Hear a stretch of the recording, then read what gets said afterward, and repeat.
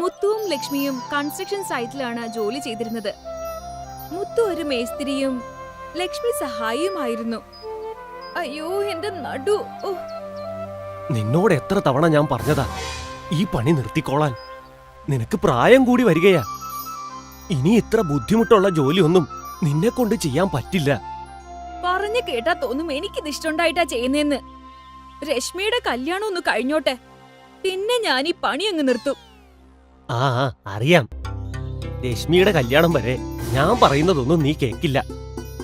ലക്ഷ്മി ജോലി ചെയ്യണമെന്ന് മുത്തുവിന് ഒട്ടും ആഗ്രഹമില്ലായിരുന്നു. പക്ഷേ ലക്ഷ്മിക്ക് രശ്മിയുടെ കല്യാണത്തിന് പണം വേണമായിരുന്നു. അവരുടെ മകൾ വളർന്നു വലിയ കുട്ടിയായി മാറിയിരുന്നു. അവർ അവൾക്ക് വേണ്ടി കല്യാണം നോക്കാൻ തുടങ്ങി. അമ്മേ, നോക്കിയേ ഞാൻ എന്താ ഉണ്ടാക്കിയെന്ന്. എന്താ മോളെ? ഇതാണ് പിസ്സ ഊത്തപ്പം. പിസ്സ ഊത്തപ്പമോ? അതെന്താ? അമ്മ കണ്ടോണ്ട് നിക്കാതെ ഒന്ന് കഴിച്ചു നോക്ക്. രശ്മി അവളുടെ അച്ഛനും അമ്മയ്ക്കും പിസ്സ ഊത്തപ്പം കഴിക്കാൻ കൊടുത്തു. ഇത് കൊള്ളാലോ. അച്ഛനിത് ഇഷ്ടായോ?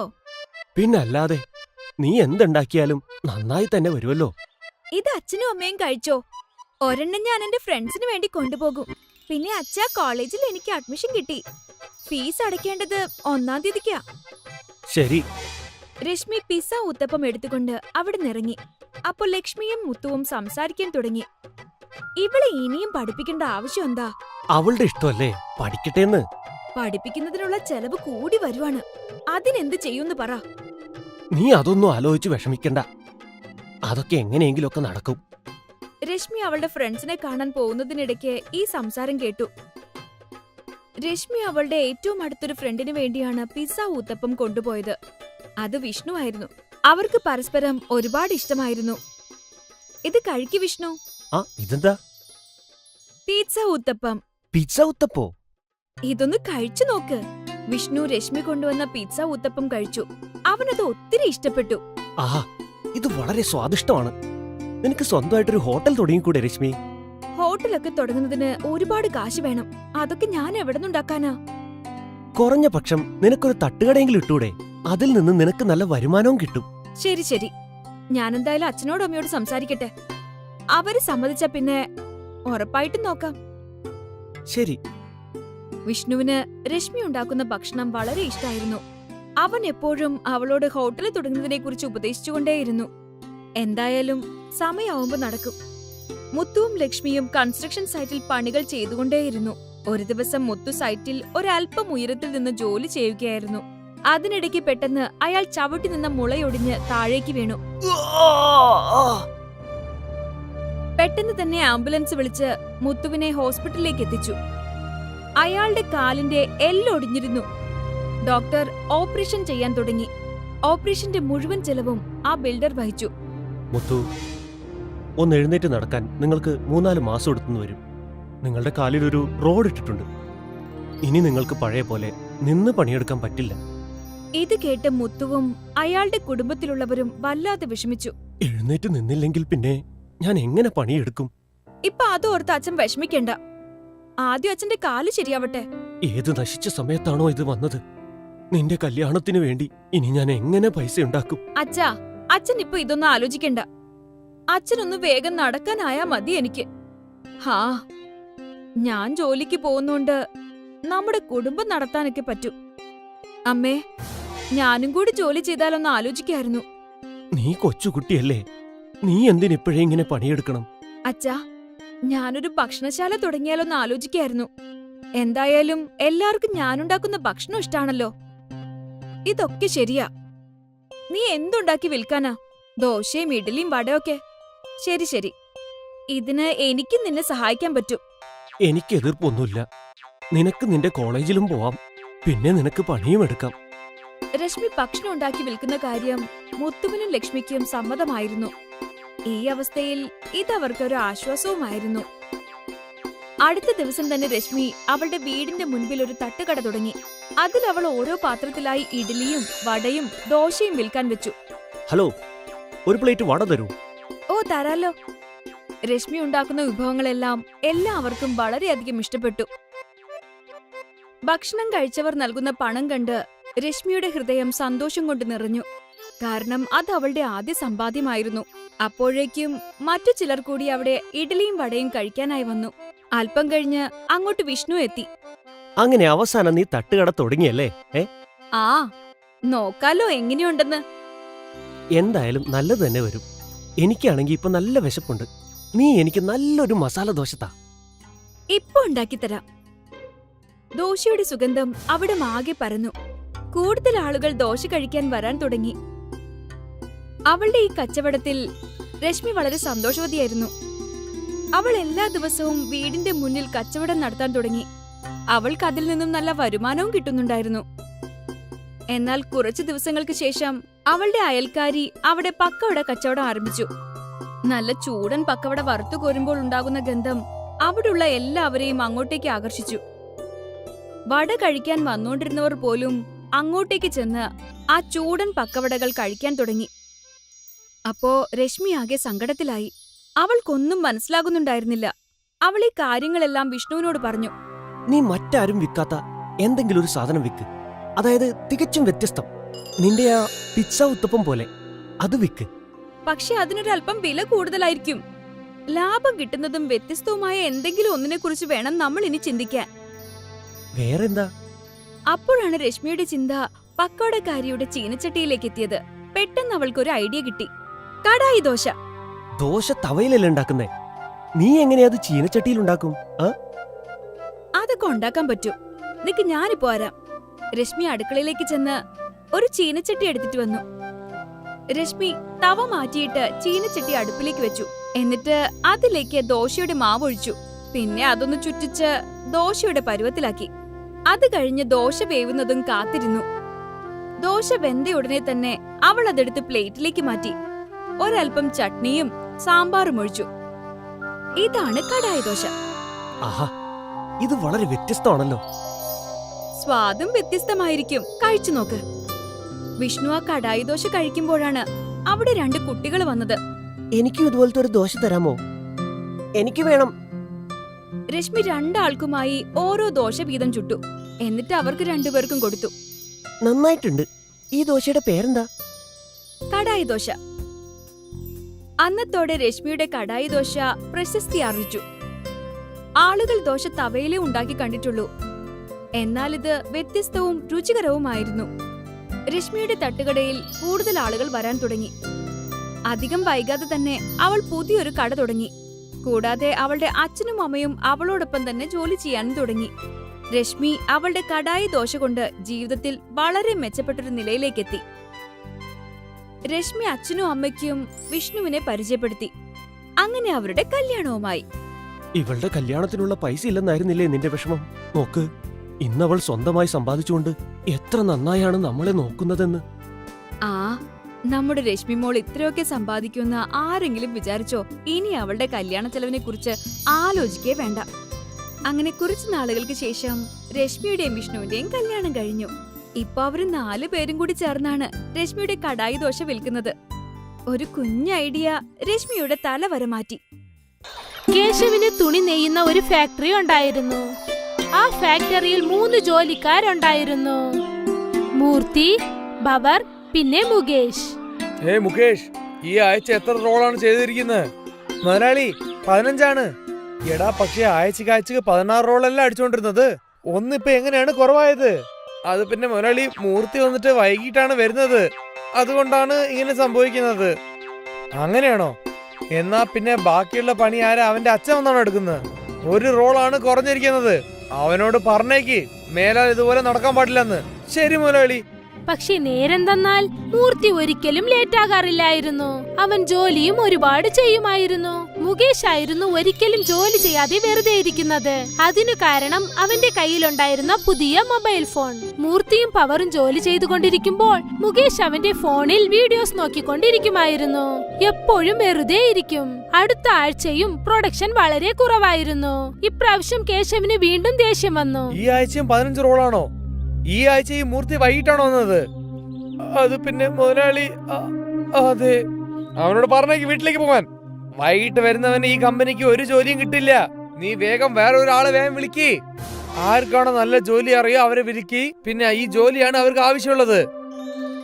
ശരി മുതലാളി. മുകേഷ് മൂർത്തിയുടെ അടുത്തേക്ക് ചെന്നു. മൂർത്തി, മുതലാളി നിന്നെ ജോലി വിട്ട് പിരിക്കാൻ പറഞ്ഞിട്ടുണ്ട്. അയ്യോ, എന്താ ഇങ്ങനെ പറയുന്നത്? ജോലി വിട്ട് പുറത്താക്കാൻ വേണ്ടി ഞാൻ എന്ത് തെറ്റാ ചെയ്തത്? അതൊന്നും എനിക്കറിയില്ല. നീ നിന്റെ ജോലി വന്നിട്ട് മര്യാദയ്ക്ക് ചെയ്യുന്നില്ലെന്നാണ് മുതലാളി പറഞ്ഞിരിക്കുന്നത്. ഞാൻ നിനക്ക് വേണ്ടി എത്രയോ സംസാരിച്ചു കഴിഞ്ഞു. പക്ഷേ എന്ത് ചെയ്യാനാ, മുതലാളി നിന്നെ വേണ്ടെന്ന് പറഞ്ഞു. പക്ഷെ നീ ഒന്നും വിഷമിക്കണ്ട, നിനക്ക് ഞാൻ വേറെ ഏതെങ്കിലും നല്ല ജോലി നോക്കി തരാം. മൂർത്തി ഒരുപാട് വിഷമിച്ചു. തന്റെ കുടുംബത്തിന്റെ അവസ്ഥ എന്താകുമെന്നാലോചിച്ച് ജോലിയിൽ നിന്നും അവനെ പറഞ്ഞയച്ചതും അവന്റെ മനസ്സ് ഒരുപാട് വിഷമിച്ചു. മൂർത്തി അവന്റെ വീട്ടിലേക്ക് വന്നു. നാളെ നിങ്ങൾക്ക് ടിഫിന് ദോശ ചെയ്തു തരാം. നിങ്ങളുടെ കൂട്ടുകാരന് ഞാൻ ചെയ്യുന്ന ദോശ ഒരുപാട് ഇഷ്ടമുള്ളതല്ലേ? അയ്യോ, നീ അങ്ങനത്തെ ഒരു കാര്യം ചെയ്യാനുള്ള ആവശ്യമില്ലല്ലോ. എന്താ നിങ്ങൾ അങ്ങനെ പറഞ്ഞേ?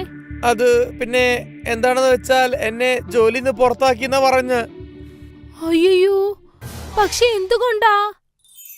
ജോലിയിൽ നിന്ന് ആൾക്കാരെ കുറയ്ക്കുന്നോണ്ട് മുതലാളി എന്നെയാണ് ആദ്യം പുറത്താക്കിയിരിക്കുന്നത്. അയ്യോ, ഇപ്പൊ എന്ത് ചെയ്യാനാ? അയ്യോ, നീ ഒന്നും വിഷമിക്കണ്ട. മുകേഷ് എനിക്ക് ഒരു നല്ല ജോലി നോക്കി തരാന്നാണ് പറഞ്ഞിരിക്കുന്നത്. അതുവരെ നമുക്ക് നോക്കാം. നിങ്ങൾക്ക് പെട്ടെന്ന് വേറൊരു ജോലി കിട്ടിയാൽ നന്നായിരുന്നേനെ. ഇല്ലെങ്കിൽ നന്ദിനിയുടെ സ്കൂൾ ഫീസ് നമ്മൾ എങ്ങനെ കെട്ടാനാ? പുഷ്പയും മൂർത്തിയും ഒരുപാട് വിഷമിച്ചു. വീട്ടു ചെലവ്, മകളുടെ സ്കൂൾ ഫീസ് എല്ലാം ആലോചിച്ച് ഒരുപാട് വിഷമിച്ചു. അതിനുവേണ്ടി അടുത്തെന്ത് ചെയ്യാമെന്ന് അവർ ആലോചിച്ചു. അടുത്ത ദിവസം മൂർത്തി ജോലിക്കായി ഒരുപാട് സ്ഥലത്തേക്ക് ചെന്നു. പക്ഷെ എവിടെയും അവന് ജോലി കിട്ടിയതേയില്ല. പോയ സ്ഥലത്തിലൊക്കെ അവൻ അപമാനപ്പെടേണ്ടി വന്നു.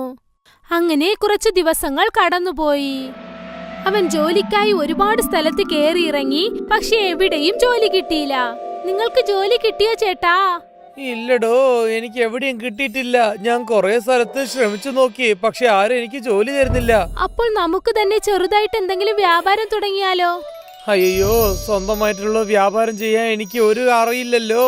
തുണീന്റെ വ്യാപാരം മാത്രമേ എനിക്ക് നന്നായിട്ട് അറിയുള്ളൂ. പക്ഷെ അതിനു കൂടെ ചെയ്യണമെങ്കിൽ വലിയ വലിയ ഒരു മെഷീനൊക്കെ വേണ്ടി വരും. അപ്പോൾ നമുക്ക് രണ്ടുപേർക്കും ചേർന്ന് എന്തെങ്കിലും ജോലി ചെയ്താലോ? അത് എങ്ങനെയാണ്? നിങ്ങളും നിങ്ങളുടെ കൂട്ടുകാരും എപ്പോഴും ഞാൻ ചെയ്യുന്ന ദോശയെക്കുറിച്ച് പുകഴ്ത്തി പറയുമല്ലോ. എന്തുകൊണ്ട് നമുക്കൊരു ദോശക്കട തുടങ്ങിക്കൂടാ? എങ്ങനെയായാലും ഇതും ഒരു ചെറിയ ജോലിയല്ലല്ലോ. ദോശന്റെ കട വ്യാപാരം വെച്ചാലും അത്ര വലിയ കാശൊന്നും വരില്ലല്ലോ. എങ്ങനെയായാലും ഇരിക്കട്ടെ, നമുക്ക് ഇതൊന്ന് ശ്രമിച്ചു നോക്കാലോ. ഈ വ്യാപാരം നന്നായിട്ടുണ്ടാവും തോന്നുന്നു. അല്ല ചേട്ടാ, എനിക്ക് വിശ്വാസമുണ്ട്. ഇനി നമ്മുടെ ജീവിതത്തിൽ എല്ലാം നല്ലതായിരിക്കും. അടുത്ത ദിവസം ഗ്രാമത്തിന്റെ നടുവിൽ മൂർത്തിയും പുഷ്പയും ചേർന്ന് അവരുടെ ദോശക്കട തുടങ്ങി. ദൈവമേ, ഞങ്ങളെ സഹായിക്കണേ. കട തുറന്നതും തന്നെ അവിടേക്ക് ഒരാൾ വന്നു. ഒരു മസാല ദോശ തരാൻ പറ്റുമോ? ഇപ്പൊ തരാം. സമയം പോകുന്തോറും ഒരുപാട് ആൾക്കാർ വരാൻ തുടങ്ങി. പുഷ്പയും മൂർത്തിയും രണ്ടുപേരും ഒരുപാട് സന്തോഷത്തോടെയിരുന്നു. പതുക്കെ പതുക്കെ അവരുടെ ദോശ എല്ലാവർക്കും ഇഷ്ടപ്പെട്ടു. ചേട്ടത്തി, ദോശ സൂപ്പർ ആയിട്ടുണ്ട്. അതെ അതെ, നേരാണ്, നന്നായിട്ടുണ്ട്. ജനങ്ങൾക്കും സന്തോഷമായി, മൂർത്തിക്കും പുഷ്പയ്ക്കും സന്തോഷമായി. അന്ന് രാത്രി അവർ വീട്ടിലേക്ക് വന്നപ്പോൾ ഒരുപാട് സന്തോഷത്തോടെയായിരുന്നു. അവർ കയ്യിൽ മോൾക്ക് വേണ്ടി ഒരു ചോക്ലേറ്റ് വാങ്ങിക്കൊണ്ടുവന്നു. ഇത് കണ്ടില്ലേ നന്ദിനി, അപ്പ നിനക്ക് വേണ്ടി ചോക്ലേറ്റ് വാങ്ങിട്ട് വന്നിട്ടുണ്ട്. അല്ല, ചോക്ലേറ്റ്. നന്ദിനിയുടെ കയ്യിൽ അച്ഛൻ ചോക്ലേറ്റ് നൽകിയതും തന്നെ നന്ദിനി അച്ഛൻ ഒരു ഉമ്മ നൽകി. മൂർത്തിക്ക് ഒരുപാട് സന്തോഷം തോന്നി. അയ്യോ പുഷ്പ, ഇന്ന് നമുക്ക് 1000 രൂപയാണ് വരുമാനം കിട്ടിയിരിക്കുന്നത്. ദൈവമേ, ഇത്രയും കാശോ? ദിവസവും മൂർത്തി കാശ് എണ്ണാൻ തുടങ്ങി. പെട്ടെന്ന് തന്നെ അവരുടെ ദാരിദ്ര്യമൊക്കെ മാറി. അടുത്ത ദിവസം മൂർത്തിയും പുഷ്പയും അവരുടെ കട തുറന്ന് ദോശ വിറ്റുകൊണ്ടിരുന്നപ്പോൾ അപ്പോഴാണ് ഗ്രാമത്തിലുള്ള ലാൽ ചന്ദ് സേട്ട് അവരുടെ കടയുടെ അടുത്തേക്ക് വന്നത്. സേട്ട് ജി, നിങ്ങളാണോ ഇവിടെ വന്നിരിക്കുന്നത്? അതെ, നിനക്കൊരു ജോലിയുണ്ട്. എന്റെ മകൾക്ക് ഇപ്പോ കല്യാണമാണ്. നമ്മുടെ എല്ലാ ഗ്രാമ ആൾക്കാരും ഞാൻ വിളിച്ചിട്ടുണ്ട്. ഇവിടെ വരുന്ന ജനങ്ങൾക്ക് എല്ലാവർക്കും നിനക്ക് ദോശ ഉണ്ടാക്കി കൊടുക്കാൻ പറ്റുമോ? പക്ഷെ നീ ഓർമ്മിച്ചോ, അവിടെ വരുന്ന ഓരോരോ ആൾക്കാരും നിന്റെ ദോശ കഴിക്കാതെ ആരും പുറത്തു വിടാനും പാടില്ല. എന്തായാലും ഒരു 1000 പേര് മേലാണ് ആൾക്കാർ വരാൻ പോകുന്നത്. അതുകൊണ്ട് എന്തായാലും നിന്റെ സ്പെഷ്യലായ മസാല ദോശ എന്തായാലും കഴിച്ചിട്ട് പോകാനേ പറ്റുള്ളൂ. മനസ്സിലായോ നിനക്ക്? എന്റെ ചെക്കന്റെ വീട്ടുകാരൻ മുമ്പ് നീ എന്നെ നാണം കടത്താൻ പാടില്ല. ഒന്നും പേടിക്കണ്ട ചേച്ചി, നമുക്ക് നടത്താം. ഒരു മസാല ദോശന്റെ വില 20 രൂപയാണ്. അപ്പോ 1000 മസാല ദോശയ്ക്ക് നമുക്ക് 20,000 രൂപ കിട്ടും. സേട്ട് ലാൽ മൂർത്തിയുടെ കയ്യിൽ 10,000 രൂപ നൽകി. ഇത് അഡ്വാൻസ് ആയിട്ട് 10,000 രൂപ തന്നിട്ടുണ്ട്. വീണ്ടും കല്യാണം കഴിഞ്ഞിട്ട് 10,000 രൂപ ഞാൻ തന്നോളാം. നമ്മളെ കാര്യം പൊളിച്ചു സേഠ്ജി. സേഠ്ജി അവിടെ നിന്നും പോയതും തന്നെ 1000 മസാല ദോശ എന്നെ കൊണ്ട് എങ്ങനെ ചെയ്യാൻ പറ്റും? അയ്യോ, ഞാൻ വാക്ക് കൊടുത്തു പോയല്ലോ. നമുക്ക് പുറത്തുള്ള ആൾക്കാരെ വിളിച്ചിട്ട് കാര്യം ചെയ്യിപ്പിക്കാം. പക്ഷേ എങ്കിലും 1000 മസാല ദോശ ചെയ്യുന്നത് വളരെ ചെറിയ കാര്യമല്ല ചേട്ടാ. അതും കല്യാണത്തിന് വേണ്ടി. ആലോചിച്ചു നോക്കൂ, ഒരുപക്ഷെ ചെയ്യാൻ പറ്റിയില്ലെങ്കിൽ? കല്യാണത്തിന് ഇന്നും ഒരാഴ്ച സമയമുണ്ടല്ലോ. നമുക്ക് അതിന്റെ ഉള്ളിൽ എന്തെങ്കിലും നമുക്ക് ആലോചിക്കാന്നേ. ഒരു ദിവസം കൊണ്ട് നമുക്ക് 20,000 രൂപ കിട്ടുന്നത് വലിയ കാര്യമല്ലേ? മൂർത്തിയും പുഷ്പയും എന്തു വഴിയാണെന്ന് ആലോചിച്ചു കൊണ്ടിരുന്നു. അവർ 1000 ദോശ കുറഞ്ഞ സമയത്തിൽ ചെയ്തേ പറ്റൂ. ഉറങ്ങാൻ പോകുമ്പോൾ പോലും അവർ അതിനെക്കുറിച്ച് ആലോചിച്ചുകൊണ്ടേയിരുന്നു. നമുക്ക് ഒരേ സമയത്ത് 10 ദോശ ഉണ്ടാക്കുന്നമാതിരി പാത്രം വാങ്ങിച്ചാലോ? അപ്പോൾ പോലും 1 മണിക്കൂറിനകത്ത് 200 മുതൽ 300 ദോശയല്ലേ ഉണ്ടാക്കാൻ പറ്റൂ. എന്നാ അങ്ങനെയാണെങ്കിൽ നമുക്ക് വേറെന്തെങ്കിലും ആലോചിക്കാലോ. സേട്ടിന്റെ മകളുടെ കല്യാണത്തിന് ഒരു ദിവസമേ ഇനി ബാക്കിയുള്ളൂ. ഇതുവരെ അവർ അതിനുള്ള വഴി ആലോചിച്ചുകൊണ്ടേയിരുന്നു. എങ്ങനെ ഈ 1000 ദോശ ഉണ്ടാക്കുന്നതെന്ന്. ഒരുപക്ഷെ നമ്മൾ രാത്രി മുഴുവൻ ഇരുന്ന് ദോശ ചുട്ടാൽ അപ്പോൾ? അയ്യോ, പക്ഷെ പൊലച്ചായതിനു ശേഷം എല്ലാ ദോശയും ചൂട് കുറയുമല്ലോ. എന്ത് ചെയ്യും? പിന്നെ ആൾക്കാർ കഴിക്കുമ്പോൾ നന്നില്ലാന്ന് കുറ്റവും പറയും. ദൈവമേ, നിങ്ങൾ വേണം ഞങ്ങളെ സഹായിക്കാൻ. ഉടൻ തന്നെ അവരുടെ മുൻപിൽ ഒരു പ്രകാശത്തോടൊപ്പം ദൈവം പ്രത്യക്ഷപ്പെട്ടു. അദ്ദേഹത്തെ കണ്ടതും, എന്റെ ദൈവമേ, നിങ്ങളുടെ ദർശനം കൊണ്ട് ഞങ്ങളുടെ ജീവിതം തന്നെ സഫലമായിരിക്കുന്നു. മൂർത്തി, പുഷ്പ, നിങ്ങളുടെ പ്രശ്നത്തിന്റെ തീർവ് എല്ലാം എന്റെ അടുത്ത് ഉണ്ട്. ഇത് മായ മസാല ദോശയാണ്. ഇത് നിങ്ങൾ കല്യാണത്തേക്ക് എടുത്തിട്ട് പോകും. ഇത് ഒരു ദോശ കൊണ്ട് നിങ്ങൾക്ക് 1000 ദോശയും ഉണ്ടാക്കാൻ പറ്റും. ഒറ്റ മിനിറ്റ് കൊണ്ട് തന്നെയാണ്. നിങ്ങൾ ഒരു കാര്യത്തിനും വിഷമിക്കണ്ട. വളരെ നന്ദിയുണ്ട് എന്റെ ദൈവമേ. മൂർത്തിയും പുഷ്പയും രണ്ടുപേരും ദൈവത്തോട് ആശീർവാദം വാങ്ങി. ദൈവം അവിടുന്ന് അപ്രത്യക്ഷിതനായി. മൂർത്തിയുടെ കയ്യിൽ ഒരു മാന്ത്രിക മസാല ദോശ ഉണ്ടായിരുന്നു. അടുത്ത ദിവസം മൂർത്തിയും പുഷ്പയും മണ്ഡപത്തിലേക്ക് പോയി. രണ്ടുപേരും അവിടെ അടുപ്പ് കത്തിച്ചു വെച്ചു. അതിനുശേഷം വിരുന്നാളികളൊക്കെ വരാൻ തുടങ്ങിയതും മൂർത്തി അവന്റെ കയ്യിലുണ്ടായിരുന്ന മാന്ത്രിക ദോശ എടുത്തു. രണ്ടുപേരും കൈകൂപ്പി വണങ്ങാൻ തുടങ്ങി. മായ മസാല ദോശയെ ഞങ്ങളെ സഹായിക്കൂ. ഞങ്ങൾക്ക് 1 മിനിറ്റ് കൊണ്ട് തന്നെ 1000 മസാല ദോശ നൽകൂ. അവരിങ്ങനെ പ്രാർത്ഥിച്ചതും തന്നെ അവിടെ 1000 മസാല ദോശ വന്നു. വിരുന്നാളികൾ വന്ന് ചോദിച്ചപ്പോഴൊക്കെ മൂർത്തിയും പുഷ്പയും അവർക്ക് ആവശ്യമുള്ള മസാല ദോശ നൽകാൻ തുടങ്ങി. ഓ എന്റെ ദൈവമേ, നല്ല ചൂടുണ്ടല്ലോ. പിന്നെ നല്ല രുചിയുമുണ്ട്. വന്നവർക്കൊക്കെ മസാല ദോശ ഒരുപാട് ഇഷ്ടമായി. ഇത് കേട്ട് സേഠ്ലാൽ ഒരുപാട് സന്തോഷിച്ചു. കല്യാണം കഴിഞ്ഞതിനു ശേഷം സേഠ്ലാൽ മൂർത്തിയുടെയും പുഷ്പയുടെയും അടുത്തേക്ക് വന്നു. നിങ്ങൾ ജോലി രണ്ടുപേരും നന്നായിട്ട് ചെയ്തിട്ടുണ്ട്. ഞാൻ നിങ്ങൾക്ക് പറഞ്ഞ പോലെ 10,000 രൂപയും തരാം. പക്ഷേ ഇതാ, ഞാൻ വളരെ സന്തോഷമായിട്ടുണ്ട്. ഇതാ പിടിച്ചോളൂ, 20,000 രൂപ തരാം. അദ്ദേഹം 20,000 രൂപ നൽകിയതും മൂർത്തിക്കും പുഷ്പയ്ക്കും ഒരുപാട് സന്തോഷമായി. പിന്നെന്താ, ആ മാന്ത്രിക ദോശയുടെ സഹായം കൊണ്ട് മൂർത്തിയും പുഷ്പയും വലിയ വലിയ കല്യാണ ഫംഗ്ഷനുകളൊക്കെ എടുത്തു നടത്തി. പിന്നെ കുറച്ചു ദിവസത്തിനകം തന്നെ അവർ വലിയ പണക്കാരായി മാറി. അവർ സന്തോഷത്തോടെ അവരുടെ ജീവിതം നയിച്ചു. വികാസ്പൂർ എന്നൊരു ഗ്രാമത്തിൽ ഗുങ്കട്ല തന്റെ പണിക്കാര രമണനോടൊപ്പം ദോശ കച്ചവടമാണ് ചെയ്തിരുന്നത്. രമൺ ഗുങ്കട്ലാലിന്റെ കടയിലാണ് പണി ചെയ്തിരുന്നത്. എപ്പോഴും ഗുങ്കട്ലാൽ രമണിന്റെ തെറ്റുകളൊക്കെ എടുത്ത് പറഞ്ഞ് അവനെ ചീത്ത പറഞ്ഞുകൊണ്ടേയിരിക്കും. ആ മുഴുവൻ വികാസ്പൂരിലും ഒരേ ഒരു പ്രശസ്തമായ ദോശക്കട ഉള്ളതുകൊണ്ട് ഗുങ്കട്ലാലിന് എപ്പോഴും അഹങ്കാരം ഉണ്ടായിക്കൊണ്ടേയിരുന്നു. അത് പോരാഞ്ഞിട്ട് കസ്റ്റമേഴ്സിന് ചീത്ത ദോശകളും വിൽക്കുമായിരുന്നു. അയ്യോ ചേട്ടാ ഗുങ്കട്ലാൽ, നല്ല അടിപൊളി ഒരു മൈസൂർ മസാല ദോശ ഉണ്ടാക്കൂ. നിങ്ങളുടെ കടയിൽ നിന്ന് കഴിച്ചു ഒരുപാട് ദിവസമായി. ഓഹോ, ഇരിക്കൂ ഇരിക്കൂ. എടാ രമൺ, ഇദ്ദേഹത്തിനൊരു മൈസൂർ മസാല ദോശ ഉണ്ടാക്കി കൊടുക്ക്. നന്നായിട്ട് നോക്കി ചെയ്യ്. എന്തെങ്കിലും തെറ്റ് ചെയ്താൽ നിന്നെ ജോലിയിൽ നിന്ന് പുറത്താക്കും ഞാൻ. പിന്നെ ചട്നി, നല്ല ചട്നി നോക്കി തരൂ. രമന്റെ കൈകൊണ്ടുള്ള ചട്നി വളരെ രുചികരമാണ്. ആ, നന്ദി നന്ദി. നിങ്ങൾക്ക് ഞാൻ കുറച്ചുകൂടെ നെയ്യ് ഒഴിച്ച് ദോശ ഉണ്ടാക്കി തരാം. രമൺ ഇങ്ങനെ ദോശ പിന്നെ ചട്നി ഒരുപാട് കൊടുക്കുന്നു എന്ന് പറഞ്ഞത് കേട്ട് ഗുങ്കട്ലാൽ ഇങ്ങനെ പറഞ്ഞു. ആ നെയ്യൊക്കെ ഇടുമോ നീ? അവർ എത്രത്തോളം പണം തരുന്നോ അതിനുള്ള പണി ചെയ്താൽ മതി. കൂടുതലായി ഒന്നും ചെയ്യണ്ട. തന്നെ ഇവിടെ ജോലിക്ക് കയറ്റിയതിൽ എന്റെ ലാഭം മുഴുവനും താൻ കളയുമല്ലോ. ക്ഷമിക്കൂ മുതലാളി. രമണി മോശമായി പറഞ്ഞിട്ട് ഗുങ്കട്ലാൽ ദോശ പിന്നെ ചട്നിയിൽ വ്യാജം കലർത്താനായി പറഞ്ഞു. ഈ ദോശയിൽ ഒരു മാറ്റം കൊണ്ടുവന്നേ പറ്റൂ. ഗ്രാമത്തിൽ നമ്മുടെ കട മാത്രമേ ഉള്ളൂ. കട നമ്മുടെ ഇഷ്ടം പോലെ നടത്താം. ചട്നിയിലും വെള്ളം മാവിൽ കുറച്ച് മൈദയും ഇട്ട് നമുക്ക് വിൽക്കാം.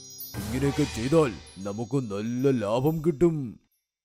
എന്നാൽ മുതലാളി, ഗ്രാമജനങ്ങളോട് നമ്മളിങ്ങനെ ചെയ്യരുത്. നമ്മുടെ കച്ചവടം നല്ല രീതിയിൽ നടക്കുന്നുണ്ടല്ലോ. ജനങ്ങൾ വീണ്ടും വീണ്ടും നമ്മുടെ ചട്നിയും ചീസ് ദോശയും കഴിക്കുന്നു. നമുക്ക് ലാഭമുണ്ടല്ലോ. എടോ, ഇതുകൊണ്ടാണ് താൻ ഇപ്പോഴും ജോലിക്കാരൻ. കുറച്ചൊക്കെ ബുദ്ധിയൊന്ന് ഉപയോഗിക്കേ. മുതലാളി, താങ്കൾ എപ്പോൾ നോക്കിയാലും എനിക്ക് ബുദ്ധിയില്ലെന്നാണ് പറയുന്നത്. ഈ കട മുൻപോട്ട് കൊണ്ടുപോകുന്നത് ഞാനാ. എന്തുകൊണ്ടെന്നാൽ രുചിയായി ദോശ ഉണ്ടാക്കുന്നത് ഞാനല്ലേ. ഗുങ്കട്ട്ലാൽ പിന്നെ രമൺ പരസ്പരം വഴക്കിടാനായി തുടങ്ങി. വ്യാജം കലർത്തരുത് എന്ന് രമൺ ഗുങ്കട്ട്ലാലിനോട് പറഞ്ഞു. അത് കേട്ട് ഗുങ്കട്ട്ലാൽ രമണെ ജോലിയിൽ നിന്ന് തന്നെ പുറത്താക്കി. എടോ, തന്നെ ഞാൻ ഇപ്പോൾ ജോലിയിൽ നിന്ന് പുറത്താക്കാം. താൻ ഓവറായി സംസാരിക്കുന്നു. എനിക്കെന്താ ജോലിക്ക് വേറെ ആളെ കിട്ടില്ലേ? എനിക്കും ഈ ജോലി ചെയ്യാൻ ഇഷ്ടമേ അല്ല. എന്റെ ബാക്കി ശമ്പളം ഇന്ന് തന്നെ തരൂ. രമൺ ഒരുപാട് സങ്കടപ്പെട്ട് അവന്റെ വീട്ടിലേക്ക് വന്നു. പിന്നെ അവന്റെ ഭാര്യ രാഗിണിയോട് സംഭവിച്ചതൊക്കെ പറഞ്ഞു. ആഹാ, അതിനെന്താ, ഞാൻ അല്ലെങ്കിൽ തന്നെ നിങ്ങളോട് നിങ്ങൾ സ്വന്തമായി ഒരു കട തുടങ്ങിക്കോളെന്ന് പറഞ്ഞതാ. വികാസ്പൂർ മുഴുവനും ഒരേ ഒരു ദോശക്കട മാത്രമേ ഉള്ളൂ. ആ കടയും നിങ്ങൾ കാരണമാ നടന്നിരുന്നത്. ഗുങ്കട്ട്ലാൽ നിങ്ങളിലൂടെ പൈസ മാത്രമാ സമ്പാദിച്ചത്. അവൻ ഒരുപാട് ലക്ഷങ്ങൾ സമ്പാദിച്ച് നിങ്ങൾക്ക് ആയിരങ്ങളാ തന്നത്. അയ്യോ, നിനക്ക് മനസ്സിലായില്ല. മുതലാളിക്ക് നല്ല ലാഭം കിട്ടണമെന്ന് മായമൊക്കെ ചേർക്കുന്നു. ഇതാ ഞാൻ എന്താ ചെയ്തെന്ന് നോക്കൂ. ചെറിയ ചെറിയ ബക്കറ്റ്. ഇത് ഞാൻ എന്റെ കൈകൊണ്ട് ചെയ്തതാ. നിങ്ങൾ എത്ര ദിവസം ആ ചട്നി ചെറിയ പാത്രങ്ങളിൽ കൊടുക്കുമെന്ന് ആലോചിച്ചു. ജനങ്ങൾക്ക് എപ്പോഴും ചട്നി വളരെ കുറവായിരിക്കും. അതുകൊണ്ടാണ് ഈ ബക്കറ്റ് ഉണ്ടാക്കിയത്. രമൺ പുറത്തു വന്ന് മുറ്റത്തുണ്ടായിരുന്ന ചെറിയ ബക്കറ്റുകൾ കണ്ട് വളരെ സന്തോഷിച്ചു. എന്തെന്നാൽ രാഗിണി തന്നെ കുറിച്ച് അത്രയും ചിന്തിച്ചിരുന്നു. ഞാൻ ചിന്തിച്ചിട്ടുണ്ട്. നമുക്ക് രണ്ടുപേർക്കും ചേർന്ന് ഒരു ദോശക്കട എങ്ങനെ ഇടാം? കുറച്ച് പണം ആവശ്യം വരും. ഞാൻ എങ്ങനെയെങ്കിലും അത് സംഘടിപ്പിച്ചോളാം. എല്ലാം പുതുതായി ചെയ്യേണ്ടി വരും. നിങ്ങൾ തിരക്ക് പിടിച്ച് തീരുമാനമെടുക്കണ്ട. എന്തെന്നാൽ പൈസയുടെ പ്രശ്നവുമുണ്ടല്ലോ. രമൺ തന്റെ പ്രശ്നത്തെ ആ നാട്ടിലുള്ള ഒരു വലിയ ജന്മിയുടെ അടുത്തേക്ക് കൊണ്ടുപോയി. പിന്നെ ആ ജന്മിയോട് തന്റെ പ്രശ്നങ്ങളെ കുറിച്ച് സംസാരിച്ചു. ആ, വരൂ വരൂ രമൺ, വരൂ. തന്നെ കണ്ടിട്ട് ഒരുപാട് ദിവസങ്ങളായി. ഗുങ്കട്ട്ലാലിന്റെ ഹോട്ടൽ എങ്ങനെ പോകുന്നു? ഞാനിപ്പോൾ അവിടെ ജോലി നോക്കുന്നില്ല. പിന്നെ ഞാൻ ഇതിനെക്കുറിച്ചാണ് നിങ്ങളോട് സംസാരിക്കാൻ വന്നത്. ആഹാ, പറയൂ. ഞാൻ നിന്നെ എങ്ങനെയാണ് സഹായിക്കേണ്ടത്? അത് എന്തെന്നാൽ എനിക്ക് കുറച്ച് പണത്തിന്റെ ആവശ്യമുണ്ട്. ഞാൻ സ്വന്തമായി ഒരു ദോശക്കട ഇടാൻ ആഗ്രഹിക്കുന്നു. ആ, ഇത് വളരെ നല്ല കാര്യമാണല്ലോ. ഞാൻ തന്നെ ഉറപ്പായും സഹായിക്കാം. എന്നാൽ അതിന് തിരിച്ച് എല്ലാ മാസവും താൻ എനിക്ക് പണം തരണം. ഇങ്ങനെ വാങ്ങിയ പണം താൻ അടച്ചു തീർക്കണം. രമൺ ജന്മിയുടെ എല്ലാ കണ്ടീഷനും സമ്മതിച്ചു. പിന്നെ അദ്ദേഹം പറഞ്ഞതുപോലെ ചെയ്യാമെന്ന് പറഞ്ഞ് ജന്മിയുടെ കയ്യിൽ നിന്ന് പൈസ വാങ്ങി അവൻ സ്വന്തമായ ഒരു ദോശ കച്ചവടം തുടങ്ങി. ഇന്ന് നമ്മുടെ കടയുടെ ആദ്യ ദിവസമാ. എനിക്ക് ഒരുപാട് പേടിയാകുന്നു. എല്ലാം എങ്ങനെ നടക്കുമെന്നോർത്ത്. എല്ലാം നല്ലതുപോലെ പോകും. നമ്മൾ ആരെയും ദ്രോഹിച്ചില്ലല്ലോ. നമ്മളെ ആർക്കും തടയാൻ പറ്റില്ല. വികാസ്പൂരിലുള്ള ജനങ്ങൾ രമൺ സ്വന്തമായ ഒരു ദോശക്കട തുടങ്ങിയെന്ന് കേട്ട ഉടനെ ഗുങ്കട്ട്ലാലിന്റെ എല്ലാ കസ്റ്റമേഴ്സും രമണിന്റെ അടുത്തേക്ക് വന്നുകൊണ്ടിരുന്നു. അതുകൊണ്ട് ആദ്യ ദിവസം തന്നെ അവന് ഒരുപാട് സമ്പാദ്യം കിട്ടി. കസ്റ്റമേഴ്സിന്റെ ഈ തിരക്ക് കണ്ട് രമണിന്റെ സന്തോഷത്തിന് അളവില്ലായിരുന്നു. രമൺ ചേട്ടാ, ചട്നി തരൂ. എപ്പോഴും കുറച്ചേ തരൂ. ആഹാ, കൊണ്ടുവരുന്നു. ഇതാ കൊണ്ടുവരുന്നു. രാഗിണി, ആ പാത്രം നീ വെളിയിൽ വെച്ചില്ലേ? അത് പോയി എടുത്തുകൊണ്ട് വാപ്പോ. എല്ലാം കസ്റ്റമേഴ്സിന് രമണിന്റെ ദോശയും ചട്നിയും എത്ര ഇഷ്ടപ്പെട്ടു എന്നോ അവർ വീണ്ടും വീണ്ടും വാങ്ങി കഴിച്ചുകൊണ്ടിരുന്നു. രമൺ ഒരു ഐഡിയ ചെയ്തു. അവൻ രാഗിണി ഉണ്ടാക്കിയ ചെറിയ ചെറിയ ബക്കറ്റിൽ ചട്നി ഒഴിച്ച് കസ്റ്റമേഴ്സിന് കൊടുത്തു. അതുകൊണ്ട് കസ്റ്റമേഴ്സിന് ആദ്യ തവണ തന്നെ ചട്നി ഒരുപാട് കിട്ടി. പിന്നെ അവർ ആ ചീസി ബക്കറ്റ് ദോശ വളരെ രുചിയായി കഴിച്ചുകൊണ്ടേയിരുന്നു. ഗുങ്കട്ട്ലാൽ തന്റെ കടയിൽ അതേ നാട്ടിലൊരു പണിക്കാരനെ പണിക്കായി വെച്ചു. പിന്നെ ആ പുതിയ പണിക്കാരനോട് വ്യാജമായ ദോശയും ചട്നിയും വിൽക്കാനായി പറഞ്ഞു. അയ്യോ, ഇപ്പോൾ ലാഭം കിട്ടുന്നതേ ഇല്ല. ഇങ്ങനെയുള്ളപ്പോൾ നീ കറക്റ്റായി ജോലിയും നോക്കുന്നില്ല. വേഗം ജോലി നോക്ക്. അയ്യോ, ഈ കടയിലേക്ക് ആരും വരുന്നില്ല. മുഴുവൻ വികാസ്പുരവും രമണിന്റെ കൈകൊണ്ടുണ്ടാക്കിയ ചീസ് ദോശ കഴിച്ചുകൊണ്ടിരിക്കുന്നു. അയ്യോ, താനും എന്നാൽ അതുപോലെ എന്തെങ്കിലും ഉണ്ടാക്ക്. അതിലൂടെ നമ്മുടെ കട നല്ല രീതിയിൽ പോകണം. എത്രയോ ശ്രമങ്ങൾ ചെയ്തതിനു ശേഷവും ഗുങ്കട്ട്ലാലിന്റെ കട നന്നായതേയില്ല. പിന്നെ ഒരു ദിവസം വ്യാജം കലർന്ന ദോശ കഴിച്ചതുകൊണ്ട് വികാസ്പൂരിലെ ജന്മിയുടെ മകന്റെ ആരോഗ്യം പെട്ടെന്ന് സുഖമില്ലാതായി. എന്തെന്നാൽ കുറച്ചു നേരത്തിന് മുന്നേ അവൻ ഗുങ്കട്ട്ലാലിന്റെ ദോശയാണ് കഴിച്ചത്. ജന്മി വേഗം അദ്ദേഹത്തിന്റെ വീട്ടിലേക്ക് വന്നു. പിന്നെ അവിടെ തന്റെ മകൻ കട്ടിലിൽ പിടയുന്നത് കണ്ടു. അയ്യോ അയ്യോ, എന്താ ഇവിടെ നടക്കുന്നത്? നിനക്ക് എന്തു പറ്റി? കുറച്ചു നേരത്തിന് മുൻപ് ഗുങ്കട്ട്ലാലിന്റെ ഹോട്ടലിൽ നിന്നും ഞാൻ ദോശ കഴിച്ചു. ഞാൻ ചിന്തിച്ചു അവരുടെ കടയിലേക്ക് ആരും പോകുന്നില്ല എന്ന്. കഷ്ടം തോന്നി കയറിയതാ. ഞാൻ തെറ്റ് ചെയ്തു. വയറുവേദന എടുക്കുന്നു. ഡോക്ടർ അങ്കിളിനെ വിളിക്കൂ. തന്റെ മകന്റെ ഈ മോശമായ അവസ്ഥ കണ്ട് ജന്മി ഉടനെ ഗുങ്കട്ട്ലാലിന്റെ കടയിലേക്ക് ചെന്നു. പിന്നെ വളരെ ദേഷ്യത്തോടെ ഗുങ്കട്ട്ലാലിനോട് ഇങ്ങനെ പറഞ്ഞു. നിനക്ക് എന്ത് ധൈര്യമാണ്? ഇന്ന് ഒന്നെങ്കിൽ നീ അല്ലെങ്കിൽ ഞാൻ. നിന്റെ ദോശ കഴിച്ച് എന്റെ മകന് അസുഖം വന്നു. നിന്നെ ഞാൻ പോലീസിനെ ഏൽപ്പിക്കാം. അയ്യോ, എന്നോട് ക്ഷമിക്കൂ. ഞാൻ തെറ്റ് ചെയ്തു. എന്നോട് ക്ഷമിക്കൂ. ഇനി ഞാൻ മായം ചേർത്ത് ഒന്നും വിൽക്കില്ല.